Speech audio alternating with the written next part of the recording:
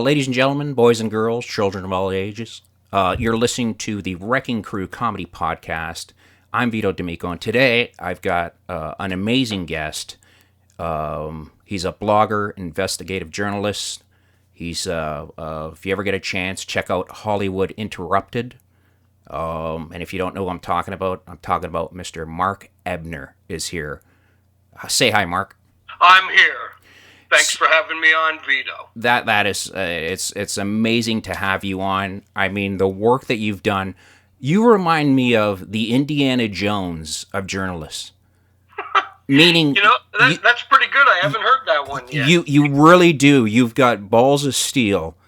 I mean, people forget, like, you were the one that broke the story about Bill Cosby years before anybody else wanted to touch it. And Vito, let me just say, Philadelphia Magazine was in before I was, but I can say that in 2006, while I was researching my story and put it together, it was a situation where I actually had Cosby victims on the record. Yes. So, yeah, I was way in front of that story. Yeah. But nobody wanted to listen. No, and that is a tragedy. That was the biggest tragedy. What bothered me about the whole Cosby thing. Well, let me first. I don't want to forget. Like, I also want to mention. Mark Ebner has also done everything from. He's worked on South Park, the famous episode, the one where the Scientology. He's investigative reporter where he's gone, he's dealt with the mob. I mean, literally dealt with some of the most, he talked to my uncle last weekend, literally some of the most evil people on the planet. I mean, you're talking to a guy, that, I know you're married and stuff, but your wife must shit herself sometimes going, fuck, Mark, you really going to do this story? I mean, you get to the nitty-gritty. You go to the sources. Scientology, I mean, those nut jobs. You've uncovered, you and Ortega have uncovered so much.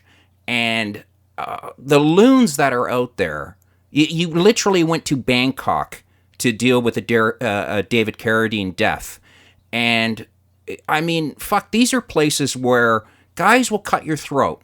You ask them the wrong question, they could bring you to an alley, but you have the gift of gab. You know how to talk to people, make them comfortable, and open up. And how do you do that? Well, I don't know, there may be an academic sort of thing. When I was in college, I partied for 4 years at Bard College in New York State, okay? And we're going back, 78 through 82. And the only thing I can say was I had I think I was a freshman, and I had a creative writing professor, a visiting professor. His name was Ed Sanders. Now, Ed, one of the most impressive things he did was he formed the original, and I dare anyone to challenge me on this, the original punk band in the 50s, 1950s, Vito, okay? Yeah. They were called the Fugs. And if there's any doubt that punk started in the 50s, when he got together with Thule Kupferberg, this beat poet, Ed Sanders, they got together on a bet, like a $2 bet, that one of them said, I think we can form a band and make a record and bring it to the marketplace. And they did. And the Fugs came out with two songs on a single. One side was Nothing. And basically the song went Monday nothing, Tuesday nothing, Wednesday nothing, Thursday nothing, Friday nothing, Saturday nothing, Sunday nothing. My career. That's fucking punk rock, bro. And then the flip side to that was a song that was called Fuck You. And, to me, just being in the same room with this guy, based on that alone, was great. But he had also developed a genre that was investigative poetry. Now, I know that sounds all flowery and frou-frou, but this was a guy who wrote a book about Charlie Manson while the shit was still fresh. Right. And, and the bodies were still coming up out of the fucking earth. This was a guy who wrote The Family. Right. And, he would sit in cow pastures, looking for, satanic rituals that these people performed. And I was like, holy shit, you can do this? You can write like this? I mean, to me, that was like a whole new world. And, sure, I mean, I think I was predestined to be an investigative journalist because, basically as a kid, I used to watch the old Superman series way before your time, but it was in black and white. And, right. I didn't really have much time for the pansy and the tights with the cape, but I love the idea that his alter ego was a newsman.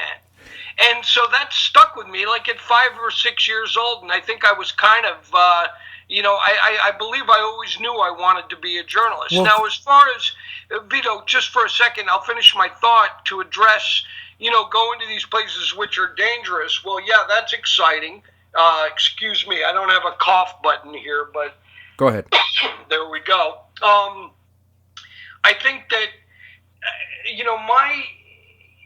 going against Scientology, going against all these, dangerous people and that sort of thing, and my wife agrees, is that my philosophy is that I'm going to hide in plain sight.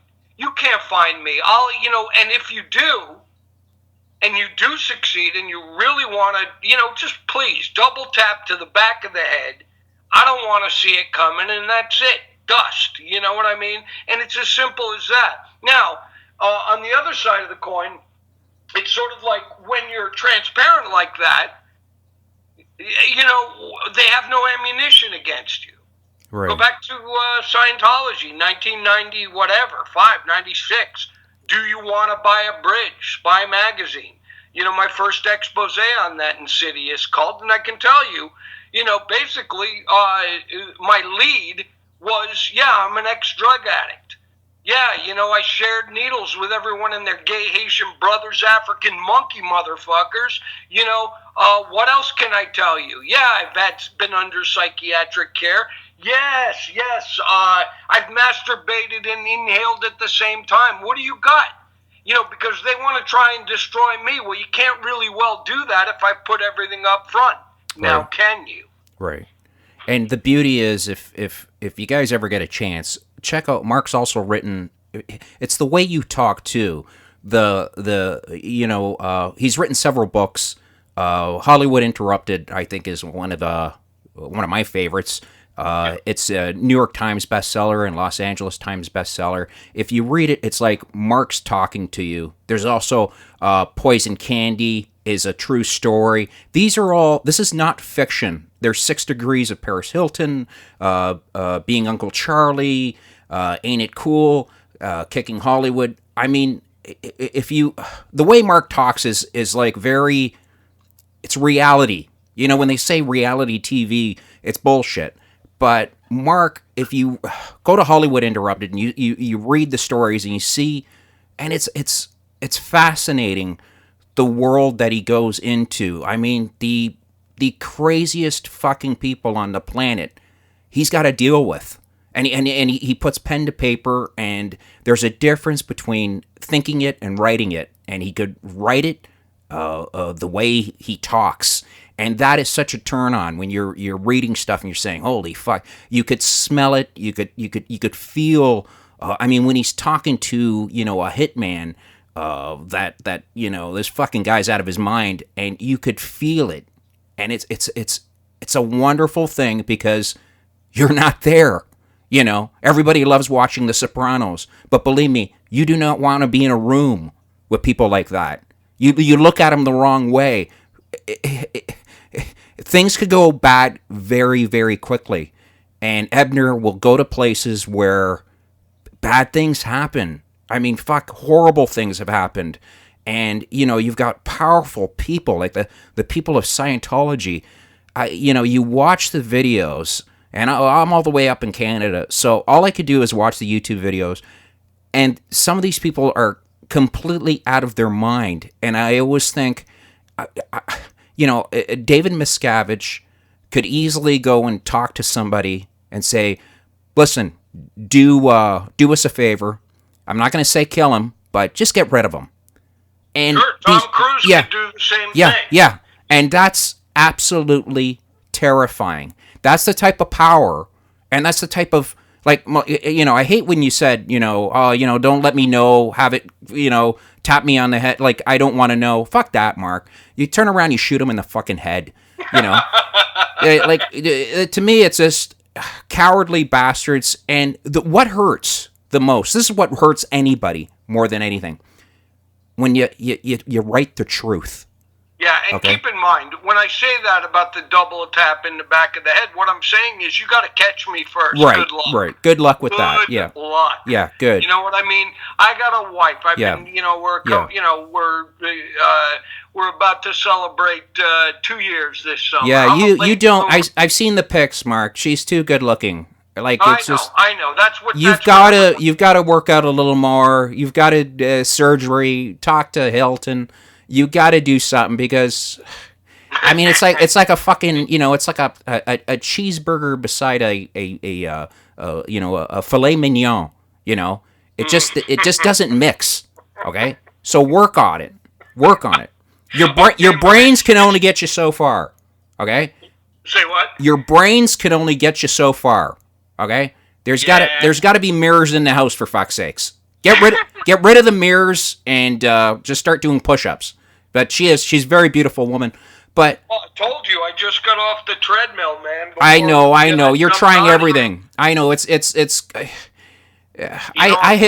I hit 45 and I'm on the fucking treadmill, and I get off of it and I eat 2 Oreo cookies and my left cheek explodes. You know, I don't get it.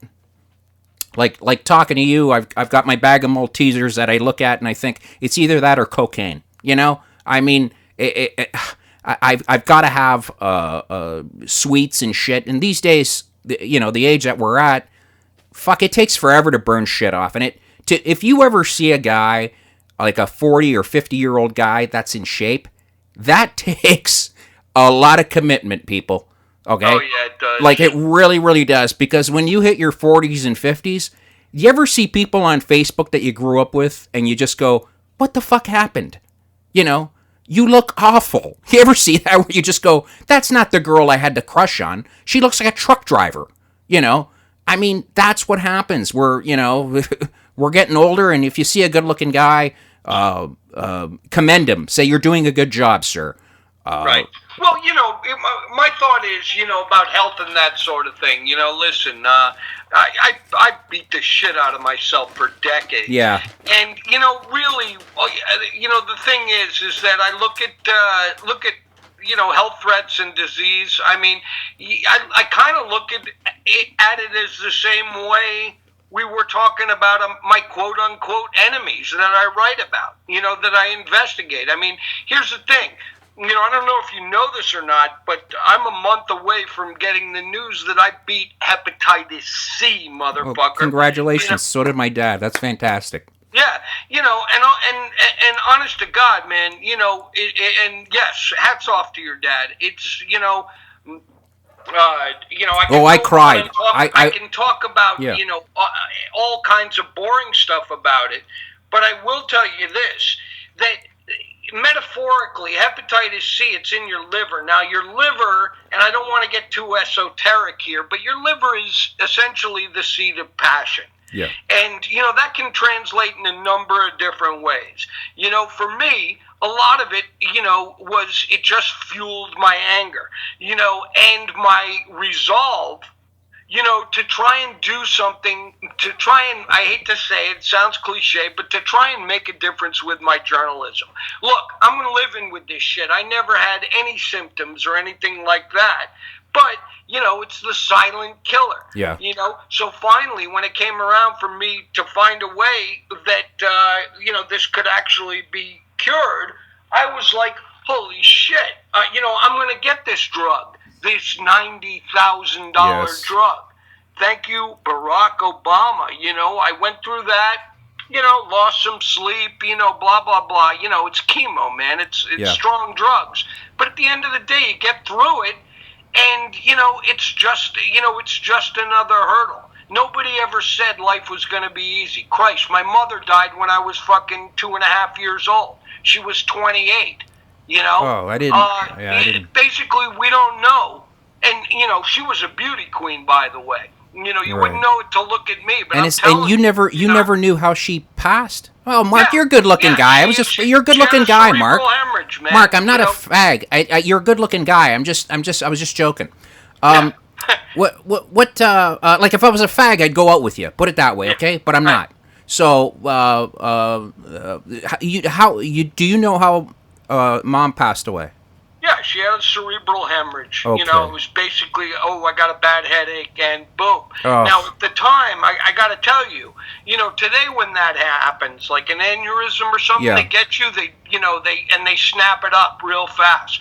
But back then, you know, you're talking 1962 here. Yeah, it was My over. My mom's 28. My father's a doctor. Oh. You know, I mean, the metaphor here is, and if I ever, get to my memoir, I think that, you know, what's behind all that is the idea that my father's a fucking OBGYN doctor, you know, working in a maternity hospital, giving anesthesia to women who are about to have a baby, and one life comes in, and in another hospital in the city of Providence, Rhode Island, where I'm from, yes, while a life is being brought into this world, you know, my mother is in a hospital where the doctor is literally drilling into her head to find out that it's already filled with blood, her brain is drowned, and she is dead, DOA, you know, that kind of thing, you know, it just speaks to me in a way where you can understand, you know, it's almost existential. You know, I don't want to get too heavy here, but I know, but that you are heavy though. When you go after shit, and I think that's why people enjoy. I always see on Medium Mayhem, and I really enjoy just the way you're no nonsense. You know, this is the way it is. This is what happened, and that's what people love. You know, they enjoy the honesty. There's no bullshit with you. It's just. Well, I'll tell you. You know, people want to politic, and they don't want to offend anybody, and they want to do this, that, and the other thing. And I think that, you know, now more than ever, I've never really given a shit about what people think about me. You know, you come to me with an issue or a correction on something that I've reported or something I've said, and maybe I'll walk it back. But the truth of the matter is, there, you know, in a 30-plus year career, you know, you'd be hard pressed to find that issue or correction. Yeah. So fuck yourself. You know what I'm saying? You may have an issue with what I'm saying, but am I wrong is the question. And if you think I'm wrong, then show me how I'm wrong, and then I might eat it. But, you know, good luck with that. You know, it's, I'm pretty thorough. You know, the thing is, and now, more than ever, Vito, I got to tell you, excuse me, now more than ever, I gotta say, now that journalism, and I'm talking about long-form journalism, I mean, gone are the days of Condé Nast and Maxim Magazine, Rolling Stone, you know, any of these magazines sending me all over the world, you know, to do these wild stories, you know, those days are gone, because we're living in a world where people, long form is a vanity project now. Yeah. And that's fucking scary. That's sad. Yeah, it's scary. It's not even. You can barely get a thought across. Yeah. And if you do, they call that journalism. Yeah. BuzzFeed, listicles, Gawker, satire.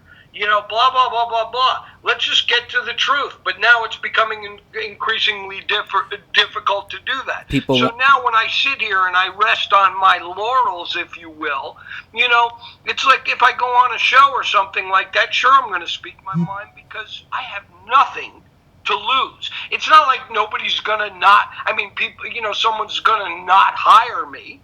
You know what I mean? Well, didn't Scientology get you sacked from Rolling Stone? Yeah, that was... See, to me, and Rolling Stone, I used to have so much respect for them.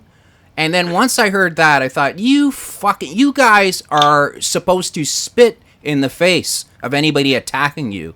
And what did they go and do? They like, what the fuck was that? You know? But let me tell you something.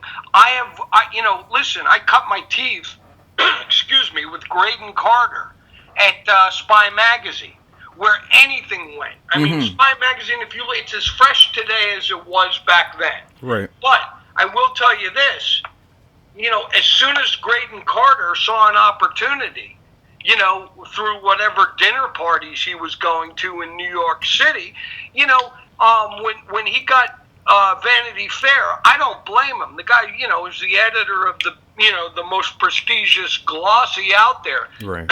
Except at the same time, with that comes compromise. This means kissing ass to get some starlet of the day on your cover. This means a lot of things. It means, trying to please your advertisers. It means so much compromise that all of a sudden, I don't know how Graydon sleeps at night, because in essence, he woke up one day and he had become the person he used to love to mock. Right. You see what I'm saying? And yes. that must suck. I'm not going to be that person, and when I say that, I don't want to sound too grandiose. How does he sleep? On a big pile of money. Yeah, but look, nobody's going to hand me, anything like he got on a silver platter. The man earned it. I have nothing against him, except I wouldn't be comfortable living in, the hypocrisy that I was forced to indulge in. Right. It's just, it's not my thing. But don't you think Rolling Stone should have said, Mark, listen, like, I understand. At that time, Scientology, scared the fuck out of everybody, okay? And what was it? Rolling Stone blew $500,000 to defend themselves against these fucks. I still would have said no, if I know they want to get you in litigation, make more stories. Make more stories about them. Well, listen, when you say they spend $500,000, excuse me, Time Magazine, when they came out with that story, Cult of Greed, they did this huge cover story. They were in litigation for years. Yeah. They spent hundreds of millions of dollars defending themselves, and they won. But do remember, when you're in that situation, believe me, it's when you're in a news organization like that, if you're Rolling Stone or you're Time Magazine, basically you've got insurance. Right. So it's the insurance companies that's taking the legal hit and not the actual. People need to know that. Look at Gawker. $140 million loss, from Hogan. Judgment against them. But if I was Hogan, I'd be thrilled. If his dick is humongous, okay, I'd want the world to see that. Of course he did, and you know what? He got mileage out of that. Fucking Listen, right. Until an asshole named Peter Thiel, who is on the board of Facebook, this crazy right-wing gay guy. You got to understand that this was something, they outed him as gay, like a decade ago, Gawker did. And when they did that, he started plotting his revenge. So he's funding all these proxy lawsuits against Gawker. And you see what's happening here is when you have money like that, you can use the courts, to and back again, once again, this kind of angles off Scientology's MO. You can sue them to shutter them in silence. And hey, it's a really dangerous precedent when you have a guy who's acting on a grudge and funding Hulk Hogan's lawsuit. When he saw that, he was like, yeah, all right, let's go to court. Mm-hmm. But at the same time, I don't think this would ever have landed in a courtroom docket had he not been financed, for $10 million by some asshole nursing a grudge against the media. And you know what? This is, that's really fucked up. I'm glad I'm sort of, set myself apart from that whole scene right now, because we got a guy, the presumptive, Republican candidate for president, Donald Trump, who's saying the same thing. He wants to loosen up our libel laws, so that he can sue when someone writes but I don't. a hatchet piece on him. I don't think Trump has, like, he's not my president. He's my emperor.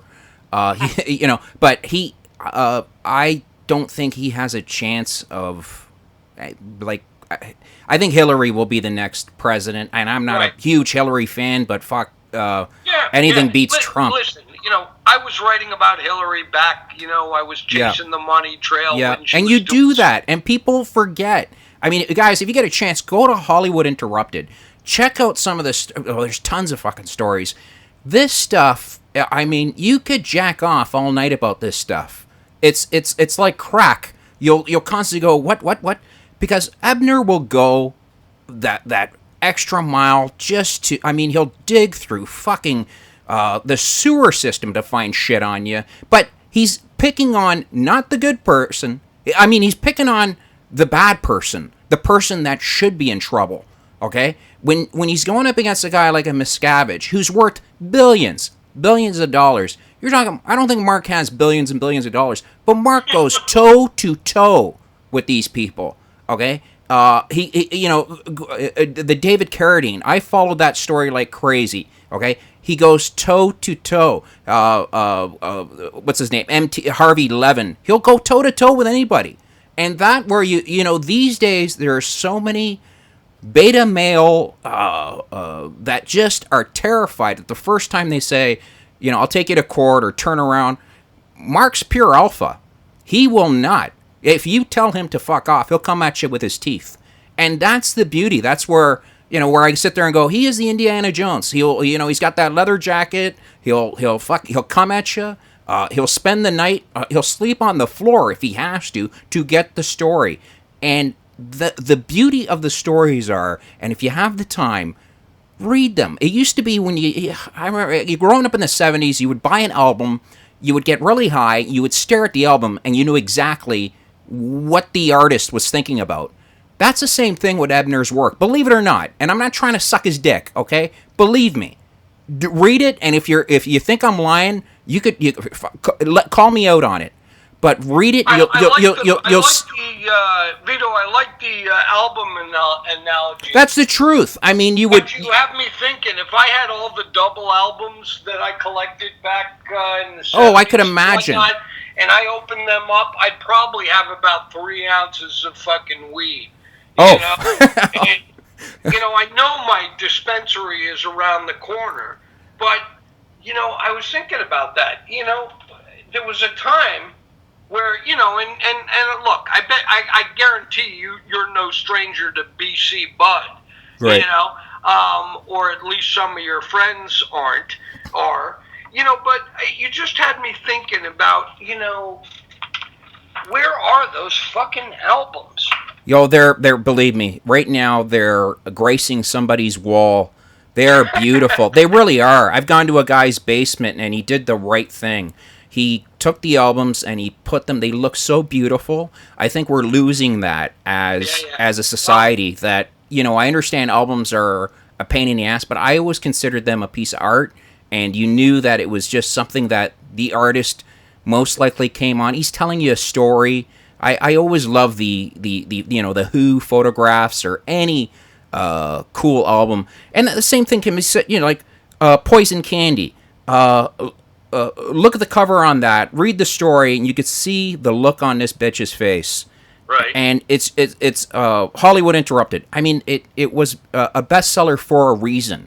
Okay, because it's very well written. And I'm not saying go out and do coke, but at the very least, smoke a joint and read it. And it is absolutely a joy where you just sit there and go, no fucking way.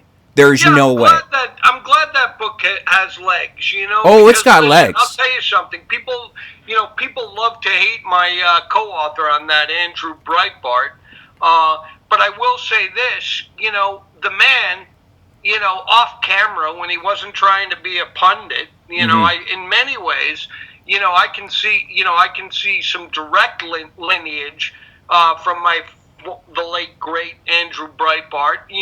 I can see how in many ways, if you want to see the rise of Trump, you can attribute it to Andrew Breitbart. But I knew Andrew Breitbart, okay? And what I will say about him is, I mean, listen, we came up on our book tour. We were touring Canada. The first place we hit in BC, in Vancouver, was a strip club. Right. You know, I mean, the guy wanted to be a pundit. He wanted to be out there, you know, talking shit.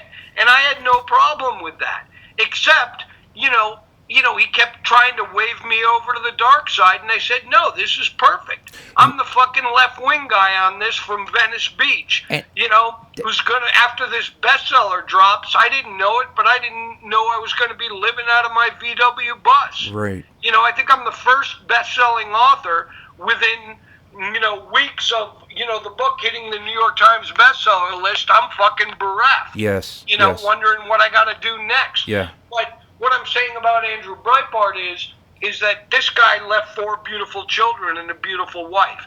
And, you know, people don't realize that. I've been on Twitter and social media. I still get, you know, messages, you know, from people, you know, because I am active on the internet, you know, saying, you know, may you fucking go to hell with Andrew Breitbart. I'm like, what the fuck are you talking about?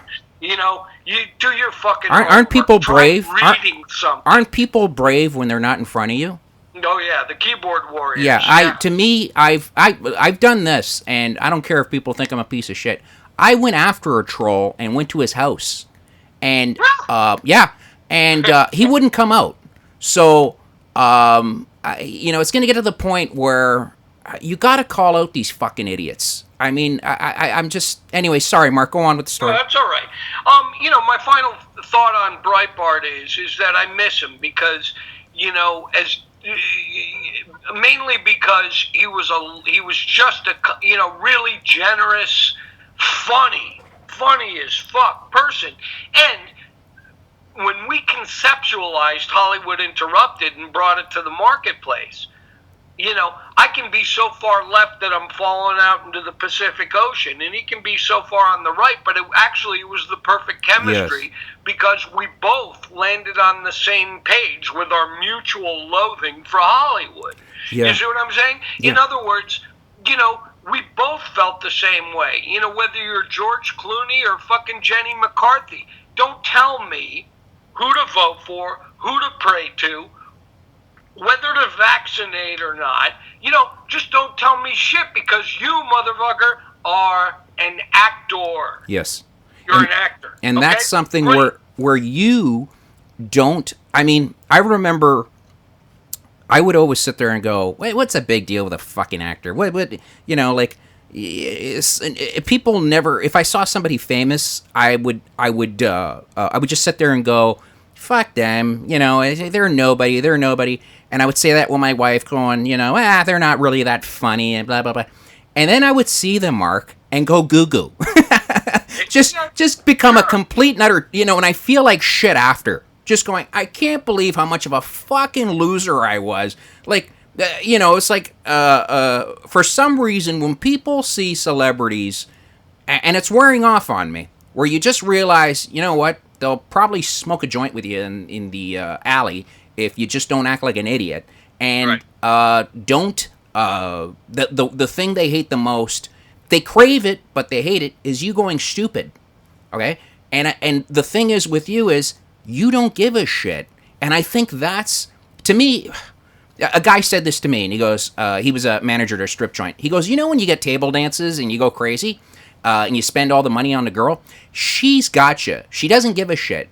Girls get turned on by the guy that doesn't spend any money, ignores them, goes on his cell phone, and stares up at the game. That's who they're going to talk to and be attracted to. Because they are, why are you not noticing me? Do you know? And I think that's where you have that carte blanche, that thing about you where people go, he writes, I mean, the guy could fucking destroy you if you wanted to, but you want to talk to him because you've got so many fucking amazing stories of what you've done. I mean, you've lived more in 1 year than most people live in their life, their entire life. I mean, the shit that you go and do. I wish, you know, honestly, I'm doing a Lip TV Crime Time out with Allison Hope Weiner. Oh, she's beautiful. Yeah, I'm doing a show with her about this Canadian kid, Blake Libel. I don't know if you've seen this crime yet, but him and his brother are the heirs to it's Leibel. Right. Is the last name. Their father is a fucking titan up there in Canada.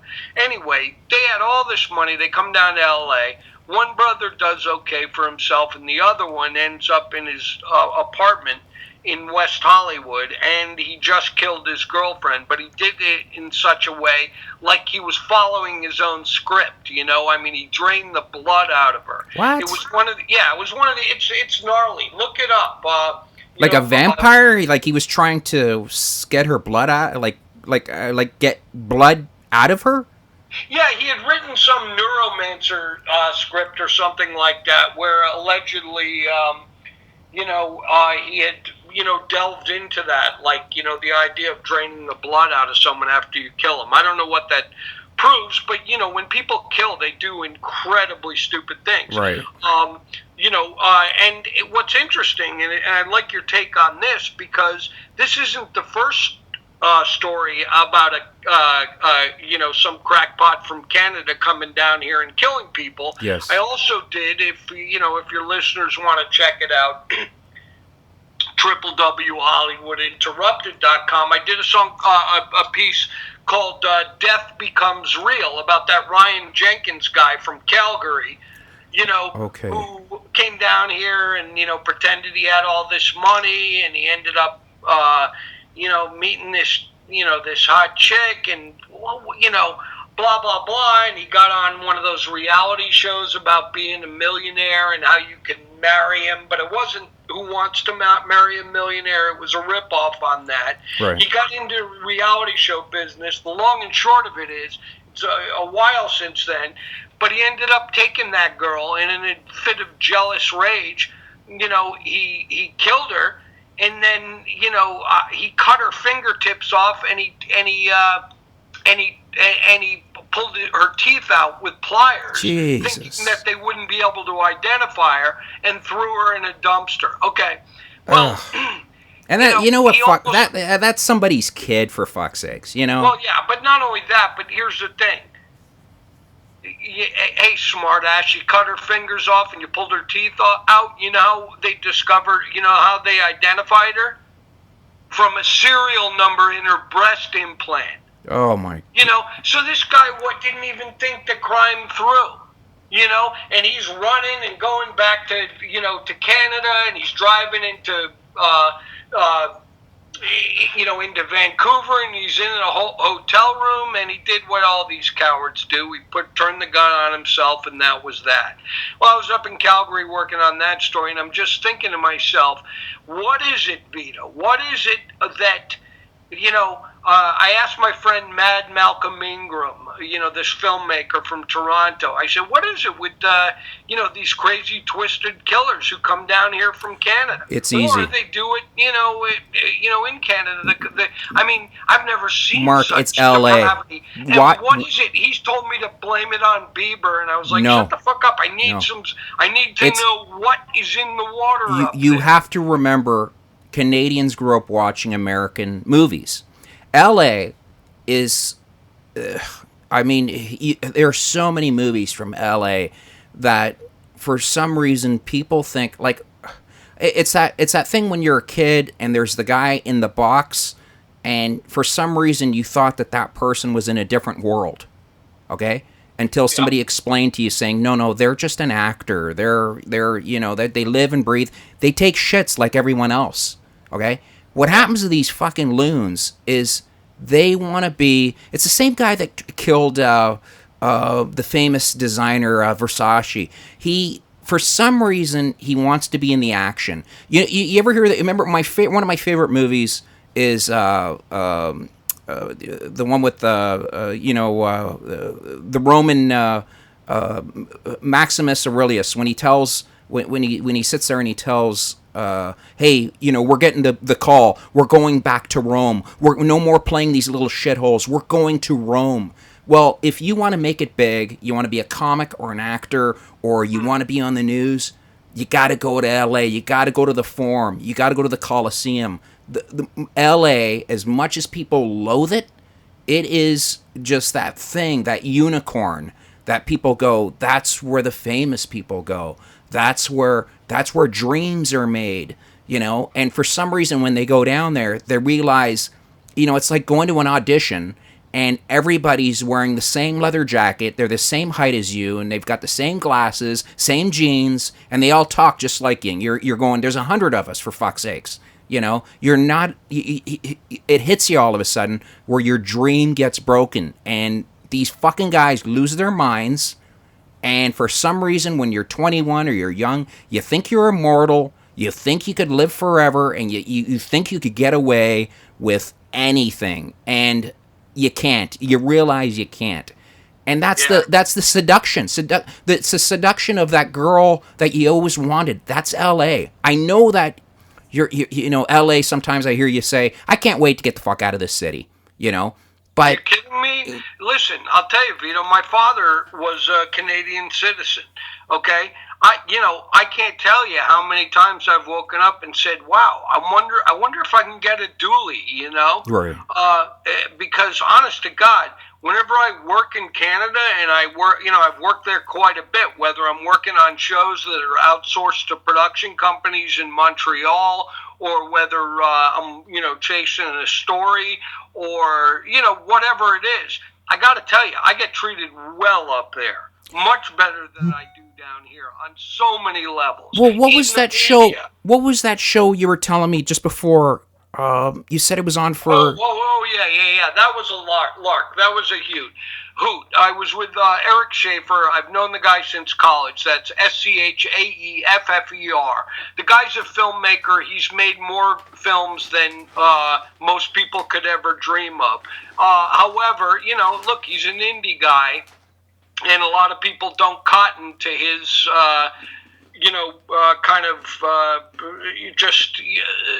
Basically, you gotta check it out and watch his movies. Anyway, the truth of it was that he was writing a book called "I Can't Believe I'm Still Single," and and I was like, great. Now, how the fuck are you gonna market this book? Because listen, you're an indie filmmaker. Nobody's gonna line up to buy your book. And I said, why don't you take your act on the road and try and find yourself a wife and film it. Do what you do. You make television. You've made. I love that. You've had 3 network series. You've done really well for yourself. Do it.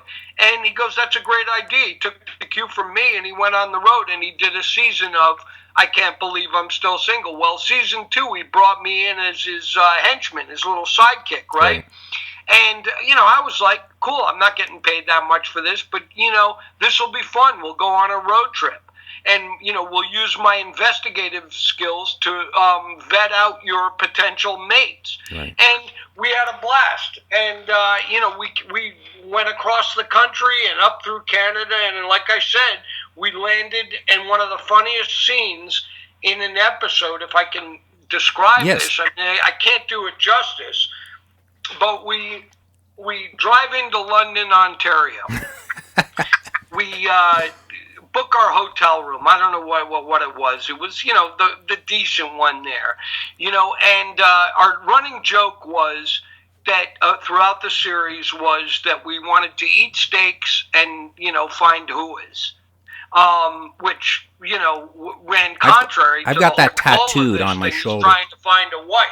Well, anyway, we hadn't found any whores until we got into London, Ontario, and we were like, so we're shooting this scene. We had a skeleton crew. We had a camera guy, Stas Tagios. I got to give that guy props. He's amazing that he could deal with Eric Schaefer and keep a camera on him that long without fucking killing this guy. And we had, had our, producer, who's doubling on sound and that sort of thing. And, what happened there was that we had this scene in the hotel room where, we open up the yellow pages and we find out there's a stroke parlor. There's a massage joint literally across the parking lot. So anyway, the scene unfolds like this. We're like, holy shit, it's right there. It's right there. And, we're in the room, and what happens is that we think about it, and I'm like, Eric, you know what? We're going to feel like shit after this. I swear to God, you know what happens. You know, it's it's fun while you're in there, but it's always a fucking downer when you walk out of that place, you know, doing the Trail of Tears back to the hotel room. And he goes, yeah, you're right, Mark. Let's just watch Sports Night and call it a day. We high five like we're going to bed. And I swear to God, the next scene, the camera is out the window into the parking lot. It was a massive snowstorm. And you see Eric and I running and stumbling to get to that goddamn massage parlor.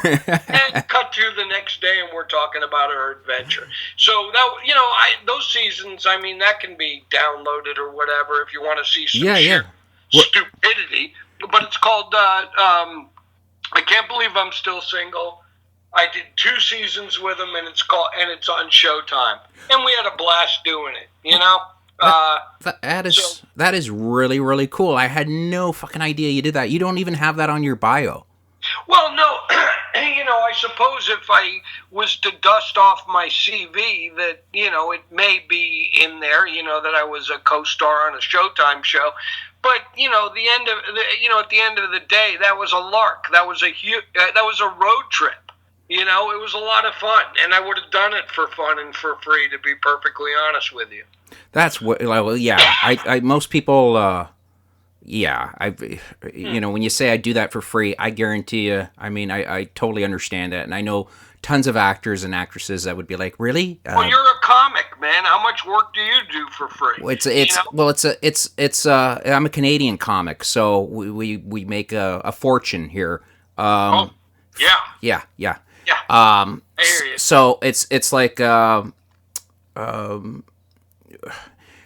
also people don't know, Mark Ebner worked on, what freaked me out was the South Park episode, and actually got nominated for an Emmy. Trapped in the Closet, where they couldn't say, he's gay. Which, do you think Tom Cruise is gay? Tom Cruise, no. Right. You know, I think he's got you know, I'm not saying being gay is, you know, is bad. What I'm saying is that, you know, I think he suffers from ego mixed with asexuality. I'll tell you who's gay is John Travolta. Yeah. That I know for a fact. Yeah. You know, unfortunately, you know, there's a situation where, you know, you got to understand the methodology of Scientology is that they, how can I put this? Well, you know, basically the whole concept behind auditing is you sit there and you reveal your innermost secrets to them while a Scientologist across from you is recording those. Yes, and you're telling the most intimate secrets about your life. Yeah, let's cut to the chase. Scientology has a dossier of every dick that John Travolta ever sucked. Yeah. You know, and should he leave the cult, they would have no problem with releasing all that, you know, just to get back at him. So that's the kind of fix that he's in. Tom Cruise, on the other story, is just a fucking asshole. Right. You know? I mean, the guy is a piece of shit. You know, I was part of the Free Katie movement. I saw that coming a mile away, what he did to that young actress. You know, blah, blah, blah, blah, blah. At the end of the day, Tom Cruise, what happened with South Park, and this is part of their genius, Matt Stone and Trey Parker, is they called the network, you know, standards and practices. You know, basically they've always, because they built that network, Comedy Central, to what it is today, you know, they could pretty much do or say whatever they wanted to, but they had to ask. And they said to the network, they said, hey, can we say Tom Cruise is gay? The network said, absolutely not. They said, oh, can we put him in a closet that he can't get out of? And they said, absolutely yes. Yeah. And it was go time. And when I got the call to come in and consult on that, I can die and go to heaven right now, because, you know, that was, you know, talk about doing shit for fun and for free. Oh, yeah. Being able to set a template for them to do that show and seeing how viral it went is, to me, that is, better than the biggest payday I've ever had as a writer or an author. It was just a blast, and I would do it again in a minute. But do you remember? Do you remember during the show? And I thought this was genius. They kept saying, "This is what they actually believe." Well, yeah, and that was,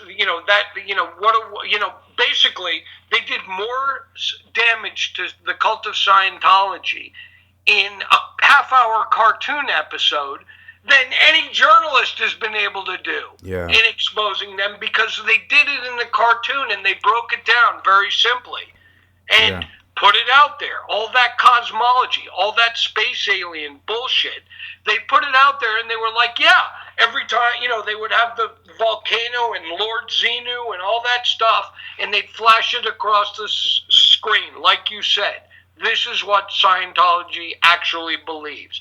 And that was, just one stake right into the heart of that pernicious cult. Yeah, doesn't it take, beautiful. You've got to be OT or something, some huge level to know that Xenu, people don't know about Scientology. To look up at what, real quick, what they do is they believe that Xenu, the space lord, traveled to Earth. He was a conqueror of many fucking galaxies, and he took all their top warriors and he put, this is like an acid trip. Like if you told a guy on acid, at the end of the conversation, he'd go, fuck off, but these people literally believe that, there's spirits that were thrown into a volcano, it blew up, and because we have feelings, like if we're angry, that's not us, that's that spirit inside of us. Am I right or wrong?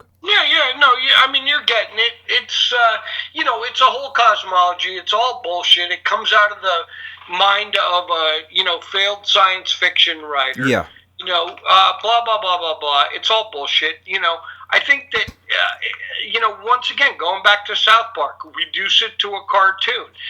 Remember, these guys are producing comedy. Yeah. Now, Hannibal Buress, going back to Cosby, when he got on stage at some fucking nightclub and someone had a smartphone camera on him, and, he was riffing on Bill Cosby, and he said, as part of his stand-up routine, he said, you telling us to pull our pants up. What the fuck? Who are you talking? And I'm paraphrasing him here. Yeah. But what he said was, Bill Cosby is a rapist. Look on the internet. Yeah. He's a rapist. And I was like, oh my God, that guy might have read my story. That is so cool. But that was the shot heard around the world. And you see, you, Vito, have a platform to do that kind of thing. And you know what? Hannibal Buress, that was his breakout moment. This guy, I mean, he wasn't an unknown comic. He was doing well on the circuit. But now he's on a fucking television I know, show. You got to give me some dirt on somebody, and then that way I could go up and say it, and then people go, holy fuck. Then that way I could get a door in there. So next time... listen, you're a smart guy. You'll find it. But look for that thing. It's not being outrageous for the sake of being outrageous as much as it is making a statement, that really resonates. But Mark, what sucked? Many people can say Hannibal stepped in shit, but no, the truth of it is he had the balls to get up on stage and say that. I know, while cameras were rolling. I know, but you know what sucked about that? And I was a huge Bill Cosby fan. Okay, mm-hmm. And what sucked? The first album I ever bought. I actually bought a Bill Cosby album. That was my first album. And me and my dad would listen to it because it was clean, and my dad doesn't like dirty Joe, he just, whatever. So he was very clean. And then to see his statue from Disneyland torn down, and to see thrones upon thrones of, we're not talking 5 or 10 or 15 women. Fuck, we're up to what, 28, 30 women? No, are you kidding me? Double that. Try doubling it. We're up over 60 now. Like, I don't know if you followed the Gian Gameshi. I did. Okay, so you know that the women were lying, and there was these. They were pretty much. They set this guy. They destroyed this man's career. Yeah, but didn't and he got acquitted, didn't he? He got acquitted. Yeah. And the judge pretty much said he came pretty close to calling them liars, the girls. Okay, saying you've wasted everyone, and it destroyed this man's career. Okay, Yeah. now I was there. I was with the going fucking John Gameshi, you sicko, you weirdo. How dare you do that? And then I find out all this shit, and then I go, okay, I'm so sorry, John. I feel like I feel like if I ever see you, I would love to give you a hug. I'm so sorry. Now his career, who's gonna hire him and shit. But Yeah. when you have 60 women, I don't think it's bullshit. I don't think it's a conspiracy theory. I think you fucking raped, drugged and raped 60 fucking women, man.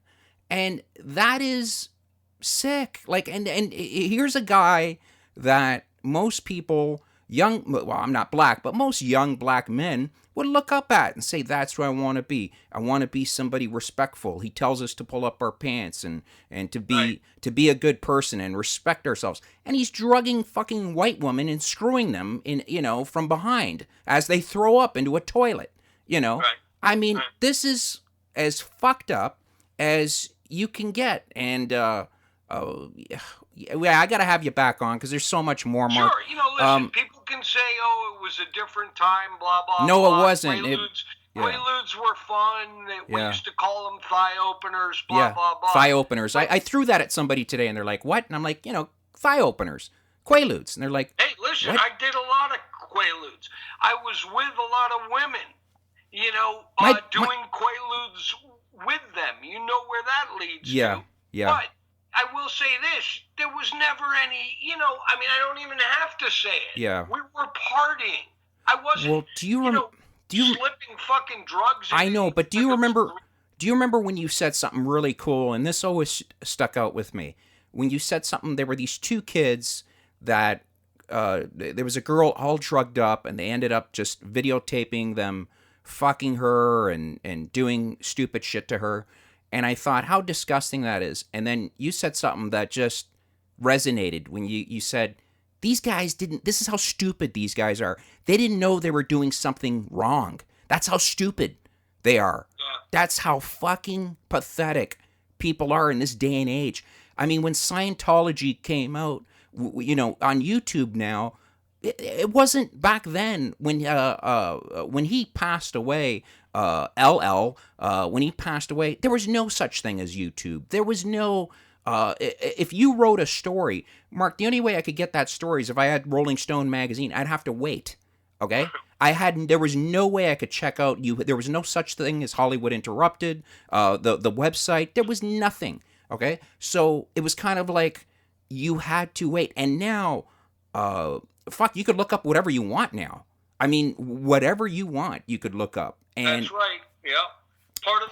That's the blessing part of the curse of the internet, in my opinion. Yes, that is. Yeah. That gives away. Yeah. I think the internet gives away way too much, and sometimes you get a lot of loons that shouldn't be on there. But if you want to find the truth, it's there. If you want to find bullshit, it's there.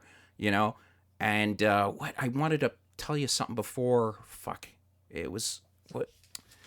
Oh, anyways, we'll get him next time, folks. It was a whole bunch of shit on Eddie Murphy and whatever, and time flies. It was the David Carradine thing that really sucked, where you went down there, you saw Carradine. I mean, that is unbelievable, and I don't want to give it away.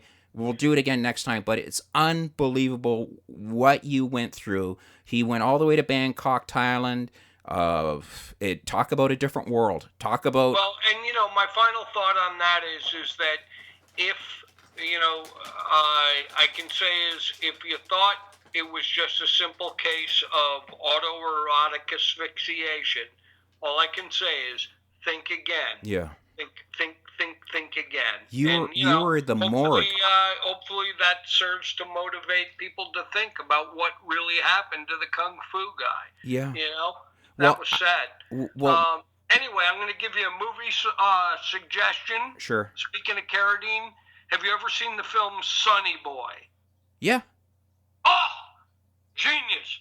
I mean, he's playing a transvestite, and he actually nurses an infant on screen, on camera. Yeah, that was a long time ago. I wish I had known that. That's an old movie, but it's with Brad Dourif and some other,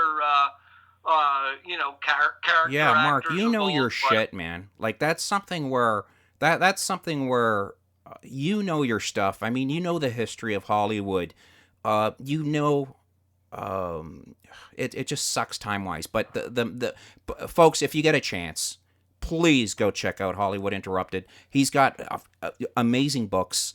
And one of my favorites is, if you get a chance, get Poison Candy. It's a true story. It's a crazy bitch. It'll blow your mind. It'll absolutely blow your mind.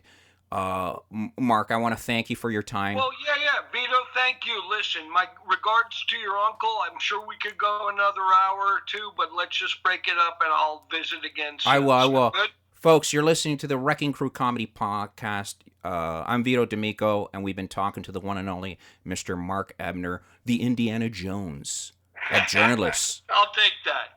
Thanks again, Thank Vito. you, Mark. Talk to you soon, bro. Ciao. My regards to your uncle. Oh, it was my dad, but that's okay. Oh, your dad. Even better. Thanks, Mark. All right. Ciao. Bye.